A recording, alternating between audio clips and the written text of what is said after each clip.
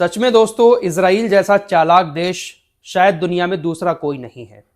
Israel सारे काम कर भी लेता है और अपने आप को बचा भी लेता है। हमास के नाम पर एक बार फिर से गाजा में खतरनाक हमले किए और फिर से वही तर्क दिया है जो पिछले 2-2.5 साल से इजराइल दे रहा है। क्या है वहां से ताजा खबर, वो भी आपको बताऊंगा, लेकिन सबसे पहले आपको ईरान और अमेरिका के बीच जो बातचीत होने वाली है उसको लेकर लेटेस्ट अपडेट क्या आ रहा है वो दे देता हूं। इजराइल यहां पर भी पूरी कोशिश कर रहा है कि कैसे भी करके ईरान और अमेरिका के बीच कोई बातचीत ना हो पाए। तमाम कोशिशें की जा रही हैं इजराइल की तरफ से, लेकिन दोस्तों खबर आ रही है कि कल 10 बजे ओमान की राजधानी मस्कट में ईरान और अमेरिका के अधिकारियों के बीच बातचीत होगी। सुबह खबर आई थी कि ईरान अमेरिका की शर्तें नहीं मान रहा है, जिसके चलते हुए बातचीत अब नहीं होगी।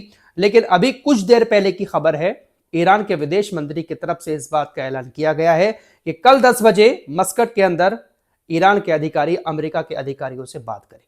लेकिन दोस्तों इस बात पर भी कुछ नहीं कहा जा सकता, क्योंकि पहले भी बातचीत की कोशिशें कई बार हो चुकी हैं। आखिरी वक्त पर बातचीत टल गई क्योंकि इजराइल बीच में लगा हुआ है। दरअसल अमेरिका ईरान से सिर्फ परमाणु प्रोग्राम पर बातचीत करना चाह रहा था। ईरान इसके लिए तैयार भी हो गया। ईरान ने कहा ठीक है, आप अगर परमाणु मामले पर बातचीत करना चाहते हैं तो हम आपसे बातचीत करेंगे। लेकिन फिर बीच में इजराइल आ गया। इजराइल ने कहा कि नहीं, परमाणु वाले मामले पर तो बातचीत होगी ही होगी। ईरान परमाणु प्रोग्राम को आगे नहीं बढ़ाएगा। साथ ही साथ ईरान जो मिसाइलें बना रहा है, मिसाइल प्रोग्राम ईरान चला रहा है, जिसके जरिए बहुत सारी मिसाइलें ईरान के पास हो चुकी हैं, उस मिसाइल प्रोग्राम को भी ईरान बंद करेगा। परमाणु प्रोग्राम को भी बंद करेगा और मिसाइल प्रोग्राम को भी बंद करेगा। इजराइल ने जब बीच में यह बात रखी तो अमेरिका भी यही बात कहने लगा। डोनाल्ड ट्रंप कहने लगे कि भाई परमाणु प्रोग्राम के साथ साथ मिसाइल प्रोग्राम भी ईरान को बंद करना पड़ेगा। ईरान ने साफ कह दिया, बात करनी है करो, नहीं करनी है मत करो, लेकिन मिसाइल प्रोग्राम पर किसी तरह की कोई बातचीत नहीं होगी। हम आपसे परमाणु प्रोग्राम पर बातचीत करने के लिए पूरी तरह से राजी हैं, तैयार हैं। मस्कट के अंदर 10 बजे आपसे बातचीत की जाएगी। अब इस मामले पर राजी तो हुआ है अभी अमेरिका, लेकिन रात बीच में पड़ी है। कहीं रातों रात इजराइल फिर से कुछ नया पैंतरा चल दे और बातचीत एक बार फिर से नाकाम हो जाए। फिलहाल ईरान ने साफ कह दिया है कि सिर्फ परमाणु मामले पर ही बातचीत होगी। इसके अलावा हम कितनी मिसाइलें बना रहे हैं, कौन कौन से हथियार बना रहे हैं, आपको हम इस बारे में कोई जानकारी नहीं दे सकते। दोस्तों आपको याद होगा कि पिछले साल भी परमाणु मामले पर ईरान और अमेरिका के बीच बातचीत हुई थी। जो 12 दिन की जंग हुई थी इजराइल और ईरान के बीच, उस जंग के बीच अमेरिका और ईरान के बीच परमाणु मामले पर बातचीत हुई थी।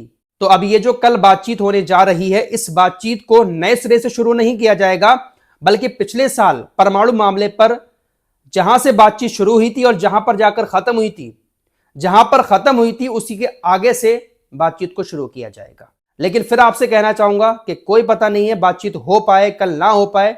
हालांकि कंफर्म किया है अभी कुछ देर पहले ईरान के विदेश मंत्री ने, लेकिन इजराइल का कुछ नहीं पता बीच में आके कौन सा पंगा खड़ा कर दे कि अमेरिका फिर बातचीत से पीछे हट जाए। आपकी स्क्रीन पर ये जो दिखाई दे रहे हैं, इनका नाम है जेडी वैंस। ये अमेरिका के उपराष्ट्रपति हैं। इन्होंने कहा कि अगर ईरान परमाणु हथियार बना लेता है तो फिर मिडिल ईस्ट में परमाणु हथियार बनाने की दौड़ शुरू हो जाएगी।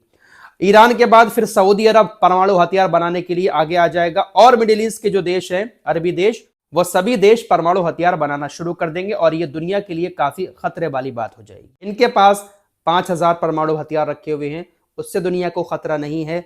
अगर कोई अपनी सेफ्टी के लिए परमाणु हथियार बना लेगा कहीं पर भी, तो दुनिया के लिए वो खतरा पैदा हो जाएगा। अब यहां से आप लोग समझ सकते हैं कि दुनिया का बॉस यही बनना चाहते हैं, लेकिन कहते हैं ना कि हर बॉस का एक बॉस होता है। अयातुल्लाह खामनेई इस वक्त कुछ ऐसा ही काम कर रहे हैं। इन्होंने एक बात और कही कि अमेरिका सबसे बात कर लेता है, चाइना वाले को फोन लगा देता है, उससे भी बात कर लेता है।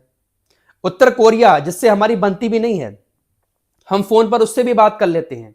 रूस के राष्ट्रपति का अगर कॉल आ जाए तो डोनाल्ड ट्रंप फोन उठाकर बातचीत कर लेते हैं। लेकिन सिर्फ इकलौता एक अयातुल्लाह खामनेई ऐसा शख्स है जो हमसे बात नहीं करना चाहता। हम सबसे बात कर लेते हैं, जो हमारे दुश्मन देश हैं, हमारे दोस्त भी नहीं, हम उनसे भी बात कर लेते हैं, लेकिन अयातुल्लाह खामनेई से बात नहीं कर पाते क्योंकि वो बात ही नहीं करना चाहता। हर बॉस का एक बॉस होता है। ये बूढ़ा आदमी इस वक्त कुछ ऐसा ही काम कर रहा है।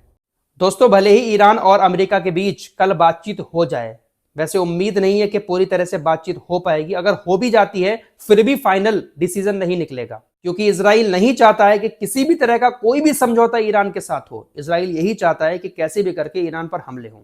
अगर कल बातचीत होती है और बातचीत नाकाम हो जाती है तो फिर इजराइल उकसाएगा जरूर हमला करने के लिए अमेरिका को, और अगर अमेरिका हमला करता है तो पलटवार ईरान की तरफ से जरूर होगा।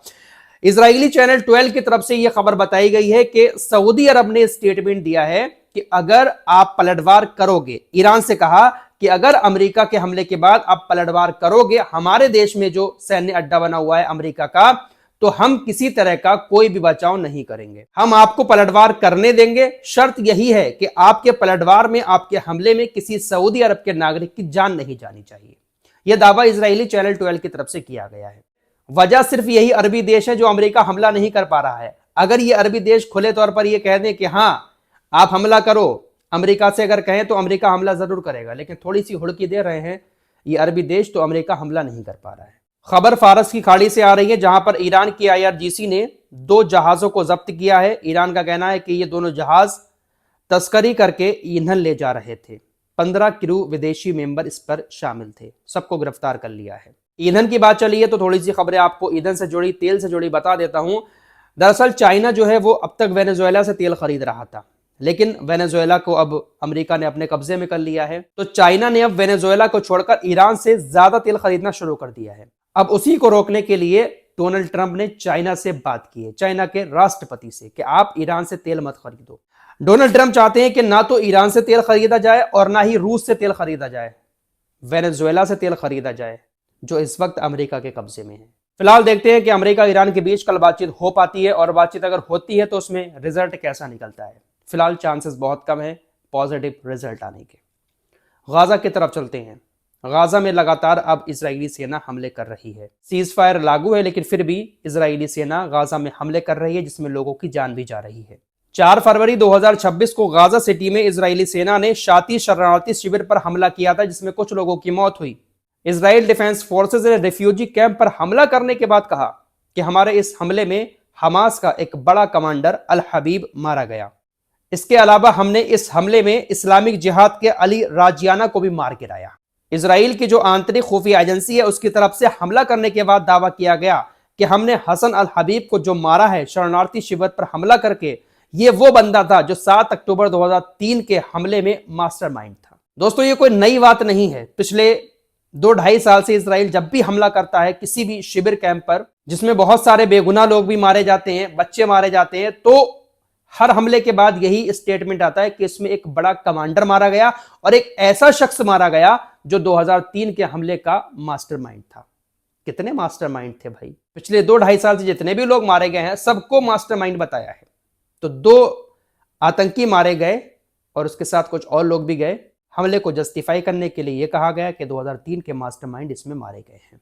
तो इस तरीके से हमले अभी भी इजराइल की तरफ से किए जा रहे हैं। हालांकि सीज फायर है, इजराइल चाहता है कि पूरी तरह से जो संगठन है गाजा का वो हथियार डालकर यहाँ से चला जाए और गाजा फिर हमारे कब्जे में आ जाए।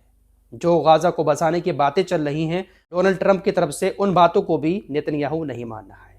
फिलहाल डोनाल्ड ट्रंप का दिमाग न जाने कहां कहां उलझा पड़ा है, क्या क्या कर रहे हैं डोनाल्ड ट्रंप, कुछ समझ नहीं आ रहा है। इस रिपोर्ट में इतना ही। कुछ और खबरों के साथ फिर हाजिर होऊंगा। अपना ख्याल रखिएगा। अल्लाह हाफिज।